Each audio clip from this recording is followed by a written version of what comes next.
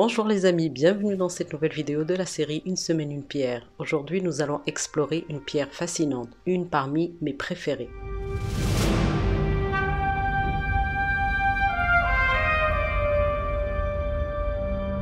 Je ne sais pas pour vous, mais moi je l'ai souvent en pierre du porteur au fond de la poche de mon jean. Il s'agit de la labradorite. Cette vidéo vient à la suite de la vidéo de Zeus et sa pierre. Mais je ne voulais pas charger la vidéo précédente, dont la mythologie des anciennes civilisations n'avait rien à voir avec les déités grecques. Donc je vous laisserai le lien de la vidéo précédente dans la barre d'infos. Et bien sûr, je me présente, si vous êtes nouveau par ici, je suis Mouna Marini, je suis l'artisan d'art de la marque Beads of Aquarius Reader. Je vous invite à vous installer confortablement, prenez un petit café ou un petit thé et nous allons partir à la découverte de cette pierre labradorite et de toutes les mythologies des peuples anciens qu'ils avaient adoptées dans leur quotidien dans l'aspect le plus spirituel. La labradorite est une pierre semi-précieuse appartenant à la famille des feldspaths plagioclases, du groupe des silicates et du sous-groupe des tectosilicates, de la classe cristalline pinacoïdale. Sa composition chimique comprend du calcium, du sodium, de l'aluminium. Elle n'est ni magnétique ni radioactive. Sur l'échelle de Mohs qui mesure la dureté des minéraux, la labradorite se situe entre 6 et 6,5, ce qui la rend relativement résistante aux rayures avec un éclat vitreux. Le suffixe « ite » pour la labradorite signifie minéral.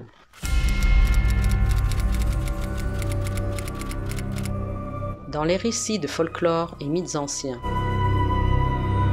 cette pierre était liée à l'Atlantis. Ces mythes racontent que les personnes qui sont attirées par cette pierre ont leur origine et racines liées à cette cité perdue. Et ceci rajoute un petit peu de mystère du fait que la labradorescence qui est décuplée lorsque cette pierre est immergée dans l'eau. Ainsi, parfois la pierre labradorite est nommée la pierre de l'Atlantide.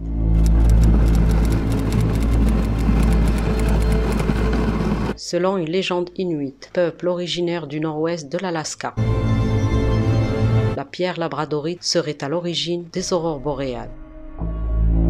Ce mythe de ce peuple ancien raconte qu'un chaman muni de sa lance et observant les lumières emprisonnées dans cette pierre, la brisa pour libérer ses lueurs célestes.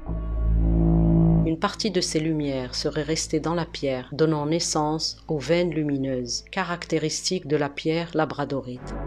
Bien sûr, scientifiquement, les aurores boréales résultent de l'interaction entre le vent solaire et le champ magnétique terrestre. De nombreuses croyances des peuples anciens les associent à des présages, des dragons, des serpents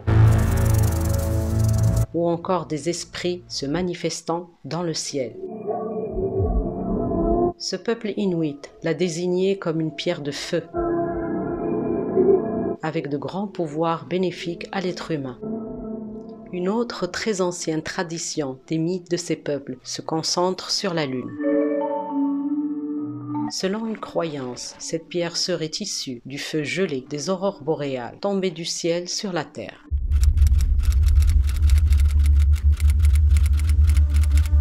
La labradorite la plus largement connue est celle de la croûte terrestre.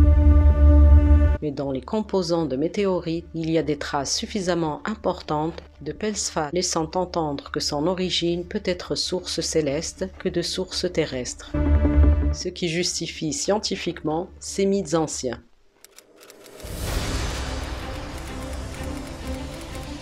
Les pouvoirs mystiques de la pierre labradorite étaient si puissants que les Naskapis l'utilisaient même à des fins médicinales, en la réduisant en poudre et en l'appliquant à une variété de traitements traditionnels.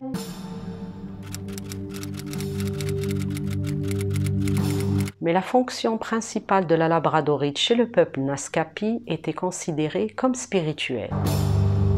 Ils considéraient que cette pierre renfermait l'esprit de leurs ancêtres. La labradorite était considérée à l'époque pour ces peuples anciens une passerelle entre la terre et le ciel.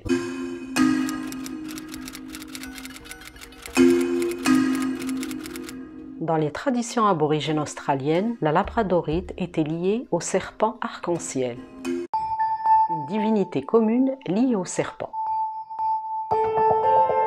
et connue sous le nom de Wagil, entre autres d'autres orthographes diverses. Le serpent arc-en-ciel est ainsi nommé pour sa forme et non pour sa couleur.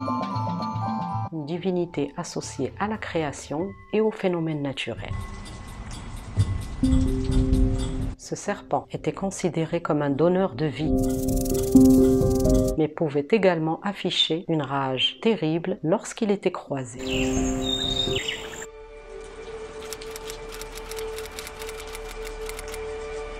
Lorsque des arcs-en-ciel se déployaient dans le ciel des humains, on disait que c'est Wagil qui se déplace d'un point d'eau à un autre. Vous avez l'habitude de mes vidéos, j'avais parlé de cette divinité de la région Pacifique dans une autre vidéo dédiée à la perle et je vous laisserai le lien de cette vidéo dans la barre d'infos. En Finlande, une variété de labradorite appelée spectrolite est particulièrement prisée pour ses couleurs vives et son éclat exceptionnel chez les Samis, peuple autochtone de la région de Finlande. Croyait que la spectrolite capturait toutes les nuances de l'existence et la considérait comme un pont entre la Terre et le cosmos. Selon les études scientifiques actuelles, la spectrolite de Finlande, qui est toujours de la famille des feldspath plagioglaces, a été formée dans la roche-mère il y a de cela 1650 millions d'années. Découverte dans les années 1940, elle a été introduite dans le marché sous le nom de spectrolite. Une tradition ancienne de cette région du monde suggère que la pierre a été enterrée dans les champs comme une offrande aux esprits de la terre, afin de rendre grâce et de demander des récoltes prospères.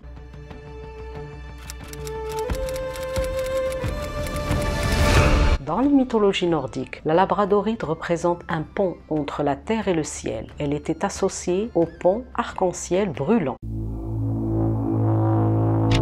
qui relie Midgard, la terre, à Asgard, le royaume des dieux.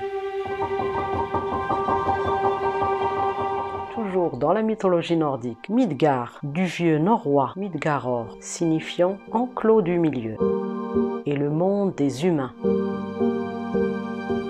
C'est l'un des 9 royaumes soutenus par l'arbre cosmique Yggdrasil. Les autres étant généralement invisibles. La labradorite est souvent qualifiée de pierre de transformation. Elle est réputée pour accompagner les changements et les transitions sur le plan spirituel. Dans les croyances hindoues, la labradorite est associée au chakra de la gorge. Lorsque le chakra de la gorge est ouvert, toute forme de négativité est transformée en positive, étant remplacée plutôt par la sagesse et l'apprentissage.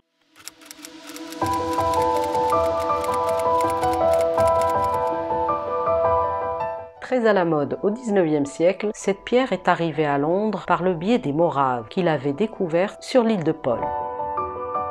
Cette pierre a été reçue par la mission Morave à Londres, où elle est devenue rapidement très populaire, ainsi qu'en France au XIXe siècle. Les épingles à bâton, délicates, ornées de singes, de chenilles, gorilles, parfaitement sculptées en labradorite. Ces pièces sont actuellement très recherchées par les collectionneurs. L'andésite labradorite est une pierre précieuse relativement récente sur le marché. Apparue pour la première fois en 2003. Elle se distingue par ses teintes allant du rouge au rouge miel. Initialement commercialisée sous le nom d'andésine, cette pierre a suscité des controverses en raison de l'absence de divulgation concernant les traitements de coloration qu'elle avait subis. Des analyses ultérieures ont révélé que de nombreuses pierres vendues comme l'andésine étaient en réalité des labradorites dont la couleur avait été améliorée artificiellement. Il est essentiel pour les acheteurs potentiels de s'assurer de l'authenticité de l'andésite labradorite et de vérifier si la pierre a bien subi des traitements de coloration afin de faire un choix éclairé lors de l'acquisition de la pierre.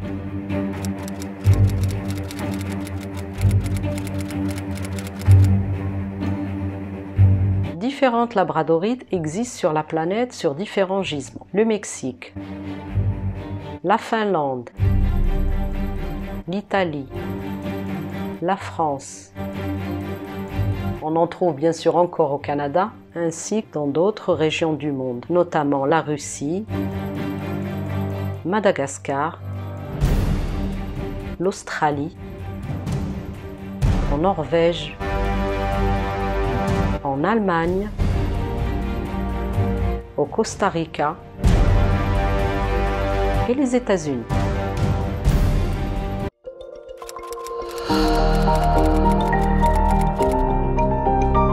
Chaque gisement offre des variations uniques de couleur et de labradorescence, rendant chaque pierre distincte.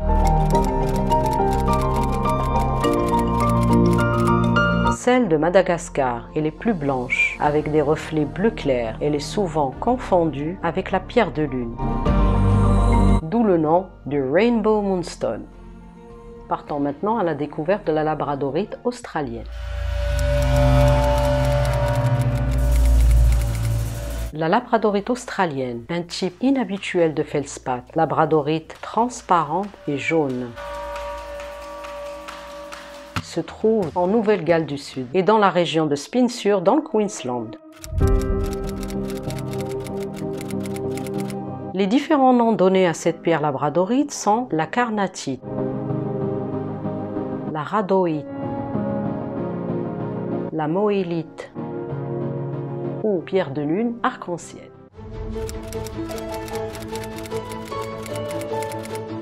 Les signes astrologiques liés à la labradorite selon les traditions anciennes sont le Sagittaire, le Lion et le Scorpion. Et toujours d'après les traditions anciennes, les planètes liées à la labradorite sont Pluton et la Lune.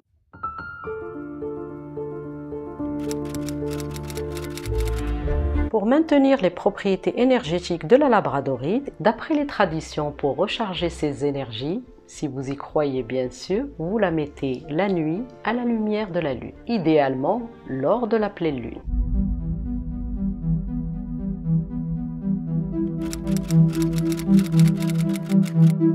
Cette pierre est très appréciée des méditants. Elle aide à l'éclaircissement des idées et de garder un esprit positif, loin des pollutions mentales. On dit aussi que cette pierre peut booster l'énergie de celui ou celle qui la porte. Si vous êtes arrivé jusqu'ici, laissez-moi cet émoticône, au moins je saurai que la vidéo vous a plu. Je vous dis à très bientôt pour une prochaine vidéo de la série Une semaine, une pierre. Prenez soin de vous. Peace.